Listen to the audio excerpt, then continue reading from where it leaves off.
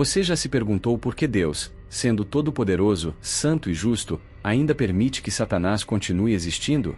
Por que ele não simplesmente o destrói, acabando de vez com o mal e todo o sofrimento no mundo? Se Deus tem todo o poder nas mãos, por que o maior inimigo dele ainda está ativo, causando dor e confusão? A resposta para essa pergunta pode parecer simples, mas a verdade é muito mais profunda, e está escondida nas páginas da Bíblia. Neste vídeo, você vai descobrir o motivo pelo qual Deus não elimina Satanás e os anjos caídos, e vai entender um pouco mais sobre o plano eterno e perfeito de Deus para a humanidade. Fique comigo até o final, porque o que você vai aprender aqui pode mudar totalmente a sua visão sobre o mal, o sofrimento e o poder divino. Antes de se tornar o maior inimigo de Deus, Satanás foi um anjo, mas não um anjo comum. Deus, em sua infinita sabedoria e perfeição, decidiu criar algo extraordinário. E assim surgiu Lúcifer, o portador da luz, aquele que brilhava com esplendor incomparável. Lúcifer era um querubim, uma das criaturas mais próximas da presença do Altíssimo. Sua aparência, impecável, revestido de pedras preciosas, cheio de sabedoria, glorioso. Ele foi criado para refletir a glória de Deus, para ser um exemplo da beleza celestial. Deus não criou o mal, criou algo perfeito. Mas foi dentro do próprio Lúcifer que algo inesperado começou a nascer. Um pensamento, quase imperceptível no início, o orgulho. Cegado pelo brilho que carregava, ele permitiu que o orgulho crescesse em seu coração. O dom que Deus lhe deu se tornou o início da sua ruína. Lúcifer deixou de se satisfazer em adorar a Deus. Algo mais sombrio se formava dentro dele, a ambição de ser adorado, de subir acima das estrelas, de se colocar no trono, no lugar do Criador. Ele disse no seu coração: subirei ao céu, exaltarei meu trono acima das estrelas de Deus, serei semelhante ao Altíssimo. Foi o começo do desequilíbrio. Lúcifer parou de refletir a glória divina e quis brilhar sozinho. E ele não caiu sozinho. Convenceu um terço dos anjos a se rebelarem junto com ele. Criaturas criadas para adorar, agora se tornaram rebeldes contra o próprio Criador. E assim começou a maior rebelião da história. Não uma guerra simbólica, mas um conflito real, espiritual, definitivo. Mas aqui vai um alerta: existe uma ideia que muita gente acredita sem questionar. A ideia de que existe uma batalha equilibrada entre o bem e o mal, como se Deus e Satanás fossem forças opostas lutando de igual para igual. Mas isso é mentira. A Bíblia é clara: Deus não tem rivais. Não existe ninguém, nem no céu, nem na terra, que possa se comparar ao Criador. Deus não está lutando para ver se vence. Ele já venceu. Essa falsa imagem de equilíbrio entre luz e trevas vem de filmes e histórias humanas, não da palavra de Deus. Mas atenção, Satanás não faz parte do reino de Deus. Ele não é o lado escuro que equilibra as forças do universo. Essa ideia de equilíbrio entre bem e mal pode funcionar nos filmes, mas não existe nas Escrituras. Satanás não é igual a Deus, nem em poder, nem em autoridade, muito menos em glória. Ele é uma criatura. E nenhuma criatura pode se comparar ao Criador. Quando Lúcifer se rebelou, ele não se tornou um rival digno do Altíssimo. Ele se tornou um inimigo, derrotado, desde o momento em que se afastou da luz. E o fim dessa história já está escrito, registrado no livro do Apocalipse. A Bíblia diz: e houve uma grande batalha no céu. Miguel e seus anjos lutaram contra o dragão. E o dragão e seus anjos lutaram. Sim, Satanás não veio sozinho. Ele trouxe consigo um exército, os anjos caídos. Mas do outro lado estava Miguel, o arcanjo, o guerreiro da fidelidade, o defensor do reino de Deus. Miguel, o comandante dos exércitos celestiais, se levantou, espada em punho, convocando as legiões angelicais fiéis para defender os céus da rebelião. E o resultado dessa batalha? Já estava decidido. Está escrito: mas eles não prevaleceram, nem mais se achou lugar para eles no céu. E o grande dragão, a antiga serpente, chamada Diabo e Satanás, o sedutor de todo mundo, foi lançado à terra. E com ele, os seus anjos. Satanás perdeu. Junto com ele, todos os anjos que o seguiram também caíram. Lúcifer nunca teve chance de vencer o Criador. O acusador foi expulso. E repare em um detalhe importante: Deus não precisou descer ao campo de batalha. Foram os anjos fiéis, liderados por Miguel, que executaram a ordem. Isso revela muito: para derrotar Satanás, Deus sequer precisa se mover. Esse foi o primeiro julgamento, o desterro. Eles foram expulsos do reino celestial e lançados à terra. Junto com Lúcifer, agora chamado de Satanás, vieram os anjos caídos. Seres que antes brilhavam na presença de Deus, agora caminham em trevas, tentando arrastar a humanidade junto em sua queda. Mas aqui está algo que muitos confundem. Falamos de Satanás, de demônios e de anjos caídos como se fossem todos a mesma coisa. E não são. A Bíblia faz distinção. E nós também devemos entender essa diferença. Quem são, de fato, os anjos caídos? São aqueles que um dia habitaram o céu, criados para viver na glória, na presença de Deus. Mas escolheram seguir a rebelião liderada por Lúcifer. Quando ele caiu, eles caíram junto.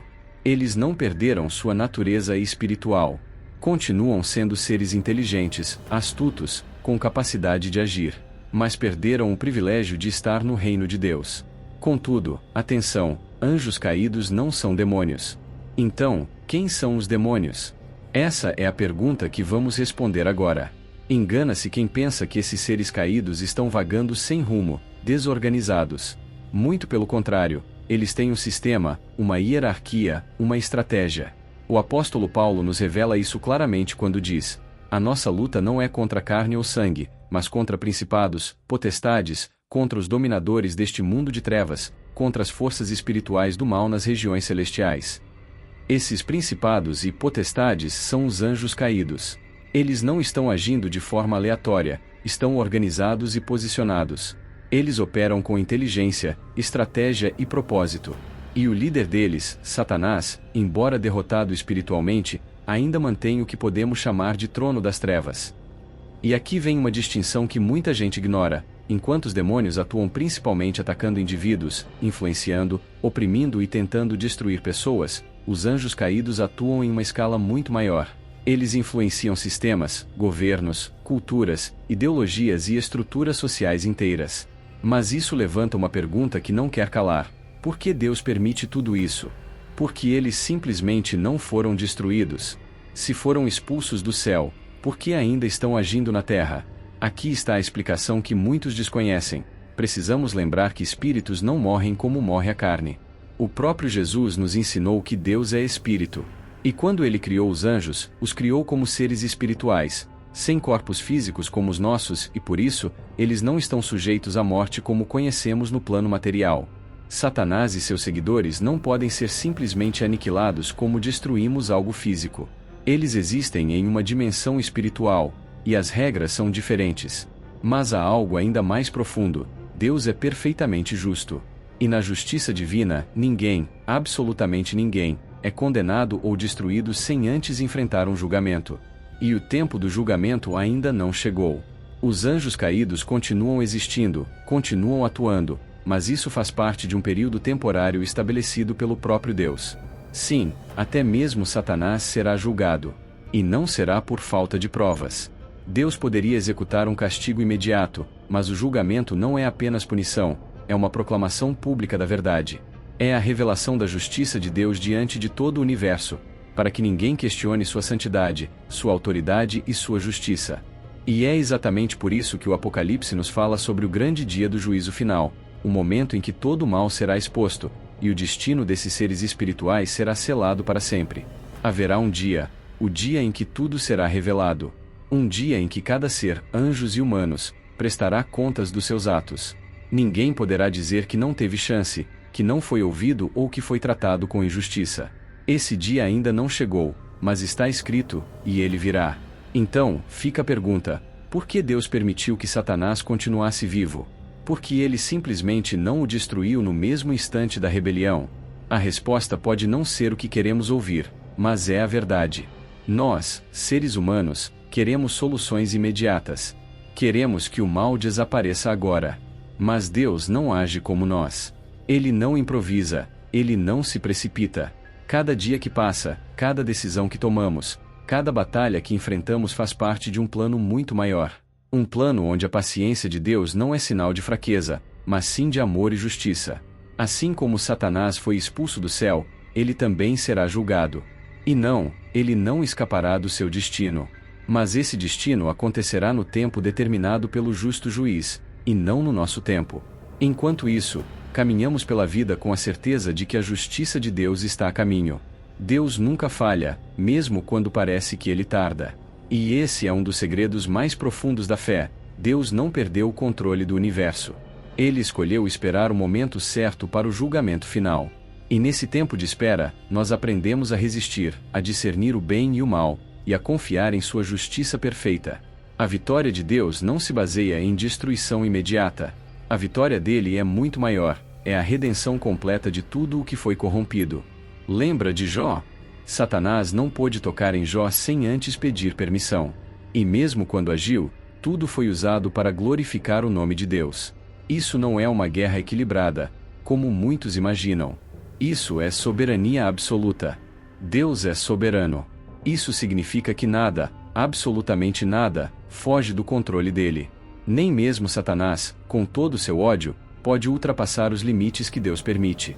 Mas surge outra grande dúvida: se Deus já sabia que Lúcifer iria se rebelar, por que o criou?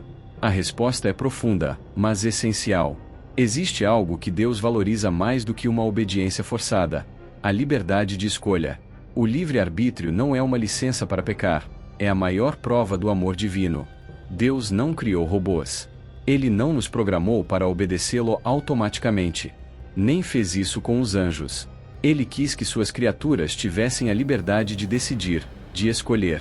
Porque sem escolha, não existe amor verdadeiro.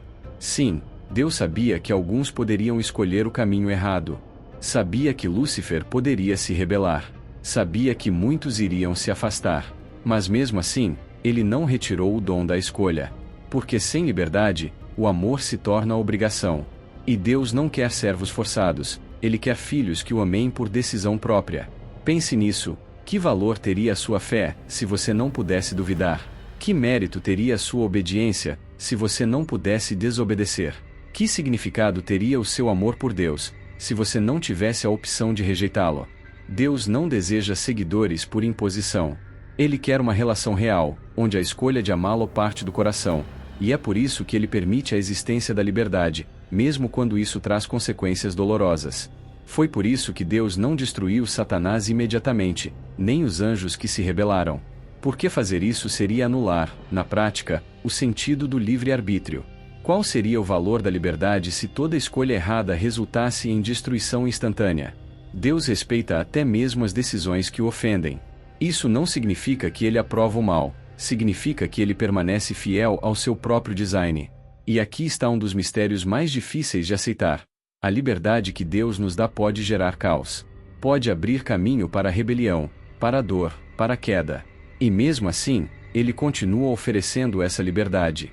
Sabe por quê? Porque o amor de Deus não busca controlar você. Ele busca transformar você. E a verdadeira transformação só acontece quando escolhemos a Deus por convicção, não por medo. Se Deus tivesse destruído Satanás no instante da sua rebelião, o que teria sobrado?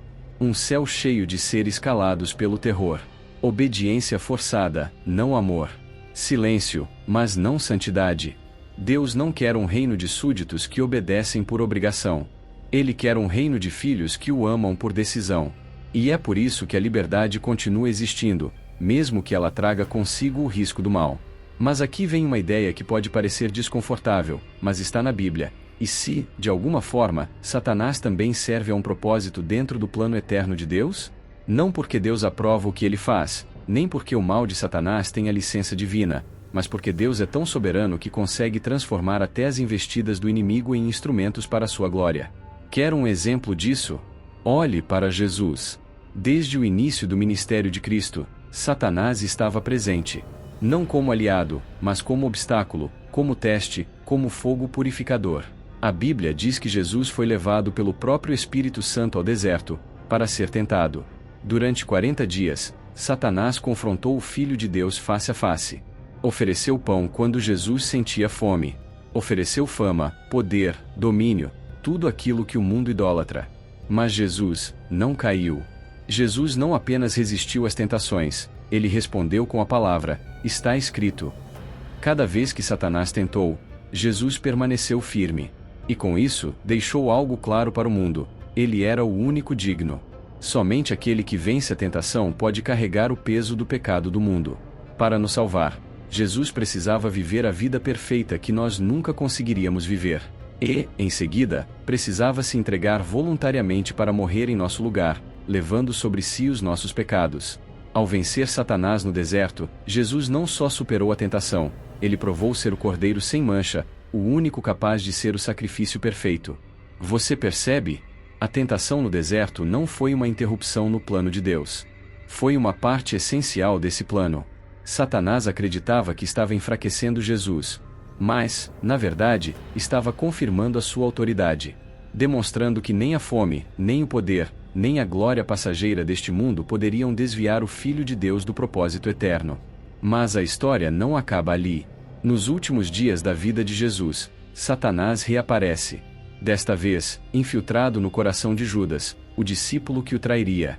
A Bíblia é clara ao dizer: então Satanás entrou em Judas, chamado Iscariotes, que era um dos 12. Foi o próprio inimigo quem semeou a traição. Foi ele quem conduziu os passos de Judas até o momento em que Jesus seria entregue. Mas pare para pensar: como Jesus poderia morrer pelos pecados do mundo se ninguém o entregasse? Como haveria cruz sem traição? E como haveria redenção sem cruz? Mais uma vez, Deus transforma o pior que o inimigo tenta fazer, em parte do seu plano perfeito.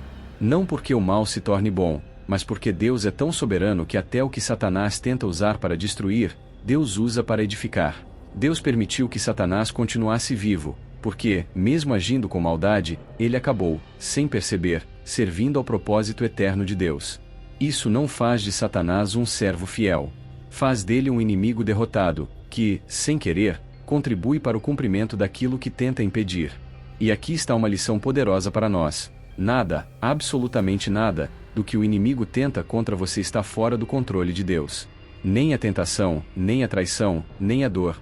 Tudo pode ser redimido, tudo pode ser transformado, porque o propósito de Deus não tem brechas. Talvez você já tenha passado por momentos assim. Situações que pareciam injustas, dolorosas, incompreensíveis. Momentos em que você se perguntou: onde está Deus agora? E, mesmo sem perceber, Ele estava lá. Ele estava usando até mesmo as feridas, o caos e o sofrimento para construir uma história maior. Uma história que, talvez, você ainda não conseguiu enxergar por completo. E você? Já viveu algo assim? Algo que parecia um desastre, mas depois você entendeu que Deus transformou para o seu bem. Compartilha nos comentários. A tua história pode ser o encorajamento que alguém precisa ouvir hoje.